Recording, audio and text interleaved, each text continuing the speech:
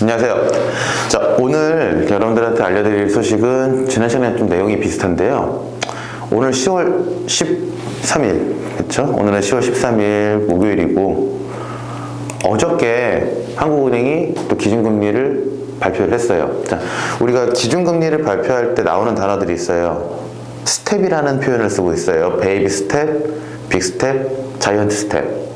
이게 원래 뭐 공식 용어는 아니고 이제 금융하시는 분들끼리 뭔가 발걸음, 다시 얘기해서 뭔가 올 거다라고 얘기하면서 작은 발걸음, 베이비 스텝, 금리를 0.25, 빅 스텝 0.5, 자이언트 스텝 0.75 올리겠다 이런 표현인데요.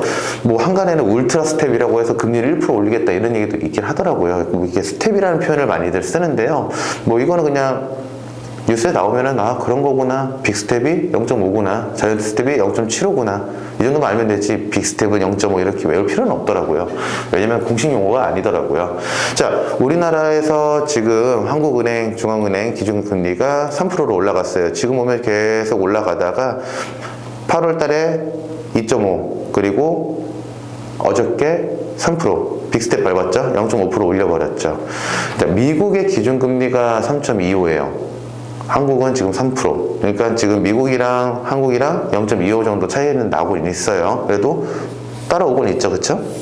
그리고 제가 얘기했던 거, 미국은 5%까지 생각을 해요. 5%까지 생각을 한다는 얘기는 지금 10월이죠. 11월, 12월, 길게 봐야 뭐 내년 1, 2월까지 본다고 하면은 4개월 안에 한 2% 가까이 더 올려야 돼. 그럼 우리나라도 마찬가지로 한 2% 가까이 올려야 되지. 따라갈 거란 말이에요. 이게 안 따라가면은 무슨 문제가 생기냐면은 보세요. 전에도 얘기했지만 우리나라에 있는 외국 투자자들이 금리가 더 높은 곳에 투자를 할 거란 말이야. 똑같이 돈을 갖고 있는데 여기는 5% 준대, 여기는 3% 준대. 여러분들 어디에 투자를 할 거예요? 그리고 이건 5%인데 시장이 더 크고 안정성이 있어. 미국 시장이 더 크고 안정성이 있으니까 한국은 3%야. 금리도 낮고 시장에 안정성도 없어. 그럼 당연히 이로 다 빠져나가겠죠. 다시 한국에 있던 달러들이 나간단 말이에요. 한국에 있던 달러들이 나가요. 그러면 한국의 달러들이 어떻게 돼요? 점점 줄어들죠. 그럼 달러의 가치가 올라가죠. 그게 뭐예요? 환율도 바뀐다 이 얘기죠. 지금 그래서 금리가 올라갔는데도 불구하고 아직까지 미국이 더 높고 계속 달러가 빠져나가고 있는 추세다 보니까 지금 우리는 $1, 1달러에 한 1,400원대에 있는 거예요. 자, 금리를 올라가. 근데 니네가 올리든 말든 우리나라 거 정책 살 거야 하면서 내려놔. 그러면 어때요? 달러 다 빠져나가니까 환율 계속 올라간다 이 얘기예요. 그러니까 따라가줘야 돼. 따라가줘야지 이 환율도 방어가 되거든요. 그러니까 금리가 환율에 영향을 줘. 근데 환율은 시장 경제에도 영향을 주고. 이게 다 연관성이 있어서 그래요. 자, 우리나라 같은 경우도 여러분들 지금 3% 올렸는데 지난 시간에 제가 그랬어요. 미국은 물가 성장률을 잡기 위해서 금리를 올렸다. 우리나라 물가 성장률은 지금 보면은 여기 7월 달에 이만큼 올라갔다가 조금씩 떨어지고 있는 추세예요. 그쵸? 6.3에서 5.7, 5.6 떨어지고 있는 추세예요. 물가는 그래도 조금씩 잡히고 있는데 아까도 얘기했지만 미국의 금리 영향을 받기 때문에 어쩔 수 없이 같이 갈 수밖에. 조금 아쉽죠. 그렇죠? 다른 나라의 눈치 보고 지금 우리나라 정책이 바뀌고 있는 거니까 이게 또 우리나라가 미국처럼 딱 주도하면은 우리가 올리고 우리가 내리고 우리가 정하면 되는데 우리는 좀 괜찮아지고 있는데 미국 때문에 올릴 수밖에 없구나 가는 거죠 지금. 그래서 지금 기준금리 보면은 미국은 0.75 올려서 3.25, 한국은 0.5 올려서 3. 우리도 자이언트 스텝 밟았으면 미국이랑 맞출 수가 있었는데 거기까지는 못 갔어요. 그리고 이렇게 올리면서 따라가고 있고 지금 환율은 한 1,400원 정도. 그래도 오늘 환율 보니까 금리 조금 올렸다고 해서 조금 빠지고 있는 추세네요. 자, 여기서 우리 부동산 봐야죠. 부동산을 보면은 이런 생각을 하셔야 돼요.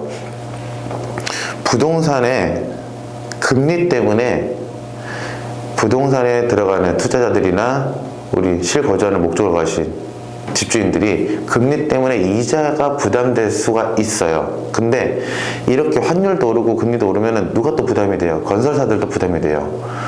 아파트를 지어야 될 거 아니에요. 건물을 지어야겠죠. 근데 건물 지을 때 뭐 마법 부리고 맛을 부리는 거 아니잖아. 뭘 사와야 되잖아요. 원자재를 사온단 말이에요. 시멘트든 나무든 돌이든 원자재를 사와서 그걸 갖고 지어야 되는데 이 달러가 자꾸 비싸지게 되면은 사올 때 1,000원에 사오던 거를 1,500원, 2,000원에 사오죠. 그거 다 어디로 가요? 다 분양가로 들어가는 거지. 분양가가 다 들어가면 어떻게 돼요? 집값이 계속 올라갈 수밖에 없는 구조가 되는 거죠. 건설사들도 건물 지을 때 돈을 많이 써갖고 더 받아야 돼. 그러면 가게도 우리 소비자들도 집을 사기 위해서 대출을 받아. 근데 금리가 올라가니까 이자가 더 높아져. 그러니까 다 같이 이제 힘들어진다 이 얘기예요. 환율 때문에 건설사들도 힘들고 금리 때문에 소비자들도 힘들고 그러면 이거 다 어디서 메꿔야 돼요? 당연히 여러분들이 번 돈으로 메꾸는 수밖에 없지. 어쩔 수 없잖아요. 그 집이 좋아서 내가 들어가겠다는데 비싸도 들어가겠다는데 감수해야지. 그리고 지금 기준금리 인상을 하면서 지금 이번에 윤석열 대통령이 오늘 아침에 이런 얘기를 하더라고요. 기준금리 고통, 금리 인상 고통, 도산 없도록 적절한 신용 정책을 발표하겠다. 석 달 만에 또 빅스텝에서 또 뭔가 좀 정책을 발표하겠다. 이렇게 얘기를 하고 있어요. 대통령이. 자, 근데 보셔야 될 게 적절한 신용 정책, 제가 봤을 때 그냥 띄우는 것 같아요. 적절한 신용 정책을 발표하겠다라고 얘기하는데 전에도 얘기했지만 여러분들 2023년도 1월 되면은 바젤 3 은행들은 대출 규제를 해야 돼요. DSR이라는 걸 잡아야 된단 말이에요. 아무리 대통령이 야 신용정책으로 돈을 더 대출을 해줄게 라고 하더라도 한 사람이 벌어들일 수 있는 소득의 총량이 있고 그 소득 총량에 따라서 은행이 대출할 수 있는 금액이 정해져 있다 이 얘기예요. 이거는 우리나라 대통령이 어떻게 하겠다 해서 정책이 어떻게 바꿔서 되는 게 아니다 이 얘기야.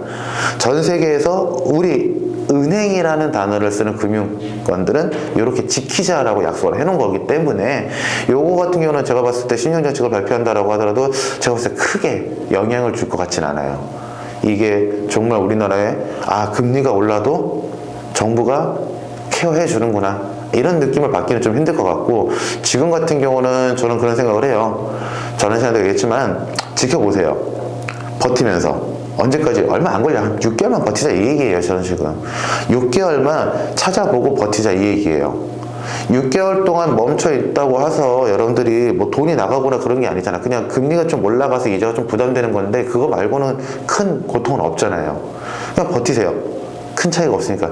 만약에 예를 들면 우리 단군일의 최대 재건축 사업이라고 하고 있는 뭐 둔촌주공 같은 경우는 공사가 멈추면 엄청난 이자를 받게 돼요. 그거 멈추면 안 돼. 그런 건 빨리빨리 진행을 해야 돼.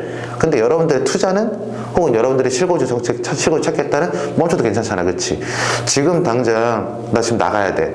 지금 당장 나 지금 새로운 집을 찾아야 돼. 찾으세요. 들어가세요. 괜찮아요. 근데 이게 지금 들어가는 거를 여러분들이 신축 분양권 사지는 않을 거니까 괜찮다고 얘기를 하는 거예요. 지금 들어가는 거 그냥 구축 들어가도 되잖아. 그치? 호가 대비해서 빠졌어요. 어느 동네든 빠져 있어요. 지금 빠진 만큼 뭐 리모델링 인테리어 하고 들어가세요. 그리고 한 2, 3년 지나보세요. 좋은 데 살고 있는 거예요. 새 집처럼 고치면 되는 거니까.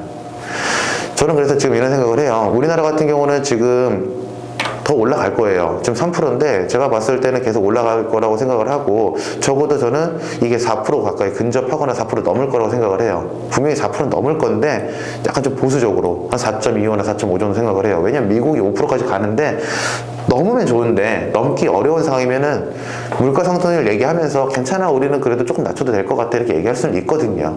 그러니까 미국도 5%까지 얘기를 하고 있는데 그 애들도 지금 봐야 될 거 아니에요. 5% 찍고 내려올지 아니면 4% 후반에서 내려올지 모르는 거니까. 근데 제가 봤을 때 우리나라 같은 경우는 미국의 눈치만 안 보면은 물가 상승률을 뵀을 때는 안정화되고 있는 상태니까 이거는 제가 봤을 때 4% 후반까지는 갈 것 같다. 앞으로 한 2% 가까이는 오를 것 같다. 2% 가까이 오른다. 가계부담 너무 크다. 근데 여러분들 어차피 3%에 대출 받지는 않잖아. 그렇죠? 어차피 가상금리 적용받아서 4% 후반에서 5% 받잖아요. 거기서 2% 더 올리는 거야. 1년에 2% 더 올리는 거. 지킬 수 있고 버틸 수 있을 거예요. 버티다가 언제? 내년 초 여러분들이 타이밍을 잡으시면 되고 지금 당장 힘드신 분들은 가도 돼요. 서울이 아닌 수도권 외곽 지역은. 그래서 여러분들 지금 정책 발표되고 좀 기다려야 돼요. 기다려야 되고 한번 좀 지켜보세요. 제가 다음 시간에 오면은 요거 하루 지나면은 이제 금융권들하고 정치권들하고 뭔가 좀 움직임이 있을 거야. 요것들을 한번 분석을 한번 해보고 그 다음에 영향받는 것들 한번 생각을 한번 해볼게요. 그래도 환율이 올라가서 뭐 1,400원에서 이제 내려오고 있는데 좀 이렇게 높다고 해서 이렇게 나쁘지는 않아요, 여러분들. 우리나라가 뭐 수출 주도형 같은 예전에 산업 구조였으면은 와 좋다 이렇게 하는데 요새는 수입을 좀 많이 하잖아요. 그럼 이거 올라가면 이제 어떻게 돼요? 국내에 있는 기업들이 수입하면은 금액이 자꾸 올라가니까 국내 기업들이 조금 더 활성화가 되거든요. 그럼 내부 시장은 또 괜찮아져요. 이게 좋은 점이 있으면 나쁜 점이 있고 나쁜 점이 있으면 좋은 점도 있거든요. 그래서 제가 봤을 때는 금리 인상 발표하면서 환율 좀 내려가고 그럼 원자재값 떨어질 거고 근데 원자재값 높다고 생각하면은 국내 시장에서 또 소비될 거고 그럼 잘 굴러갈 것 같아요. 지금 제가 봤을 때 뉴스나 TV가 떠드는 것처럼 아 정말 위기다 큰일 났다는 아닌 것 같아요. 그리고 앞으로 더 올라갈 거고 그럼 지금 뭐 망했다라고 얘기하는데 다음 달 되면 뭐라고 표현할지는 궁금하네요. 지금도 망했는데 그 다음에 뭐 어떻게 죽었다고 표현할 건지 그건 아니에요, 여러분들. 힘들지 않잖아. 버틸 수 있잖아요. 조금 더 힘내서 버텨봅시다. 그러면은 내년 초 정점 찍고 점점점 나아지지 않을까 이런 생각을 합니다. 자, 오늘 여기까지. 감사합니다.